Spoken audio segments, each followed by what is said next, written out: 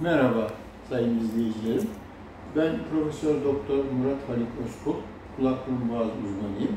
Bugün sizlere horlama ve uyku apnesi ile ilgili çok merak edilen konuları videoda kısaca özetlemeye çalışacağım. Önce horlamayla başlayalım. Horlama her horlayan insan için aslında bir uyku apnesi başlangıcı kabul edilmesi gerekir. Çünkü önce basitçe başlayan horlama giderek uykuda nefes durmalarına yol açar ve bunun adı uyku apnesidir. Uykuda yüzlerce defa nefes kesilen insan gündüz bunun acısını, sıkıntısını çokça çeker. En başta sabah yorgun kalkması, gün içinde sürekli uyuklaması, konsantrasyonun bozulup dikkatinin zayıflaması ve ileride de kalp damar hastalıklarıyla beraber depresyona varan bir sürü başka sağlık problemlerine yol açmaktadır. Şimdi nedir bu uyku apnesi? Kısaca onu anlatmaya çalışacağım. Tahtada kısaca bir insanın ağzını açtığında aynada göreceği bir tabloyu görüyorsunuz.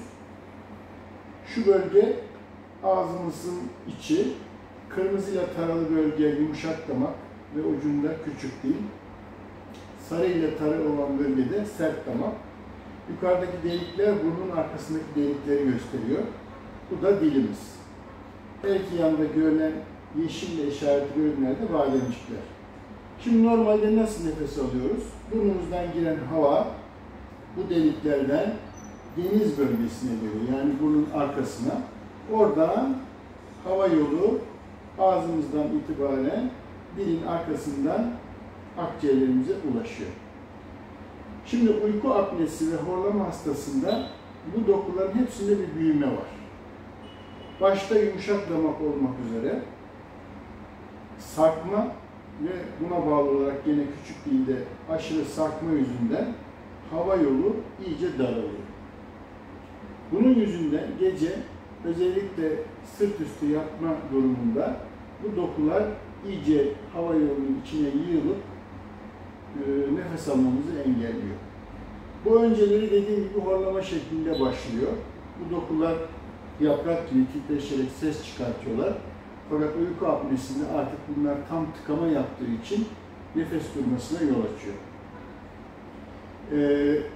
Nefes durması uykuda sadece bu bölgeden olmuyor. Bazı insanlarda beraberinde burundan da sıkıntı olabiliyor. Yani burundan giren havada da problem olabilir ama sadece burunda tıkanıklık var diye uyku apnesi pek görmeyiz.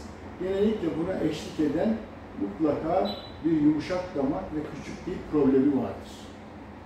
Nadiren bazı hastalarda dilin köküyle ilgili de sorunlar olabilir. Neyse ki bunu daha az görüyoruz. Şimdi biz uyku cerrahisinde ne yapıyoruz? Önce hastalar horlamasından ve uykuda nefes durmasından şikayetle bize geldiğinde bu durumun derecesini uyku testiyle anlamaktayız. Uyku testi bu korona yüzünden şu anda evde uyku testi olarak yapılıyor. Vücuda bağlanan bir cihaz sayesinde biz gece ne yaşadığını saniye saniye öğreniyoruz. Akabinde tıkanıklık yapan bölgeyi saptırıyoruz. Bu muayeneyle oluyor. Bazen filme de ihtiyaç duyuyoruz. Muayenede gördüğümüz problemler genellikle bu yumuşak damak ve küçük dilin aşırı sarkması durumu. Cerrahi olarak ne yapıyoruz? Eğer çok aşırı bir kilo fazlalığı yoksa, vücut kitle indeksi 40'ın üzerinde olanlar konumuz dışı, onlar morbid obez kabul edilip bu cerrahiye aday olmayan hastalardır. Fakat onun dışında fazla kilolu insanlar beraberinde bu problemi yaşıyorsa cerrahi adayı olurlar. Cerrahide yapılan şey yumuşak damak ve küçük dil kesilmeden aynı normaldeki gibi yukarıya doğru asılma olayıdır. Bunu yaparken dokular heba edilmez, boşa götürülmez. Bademcikler de alınır.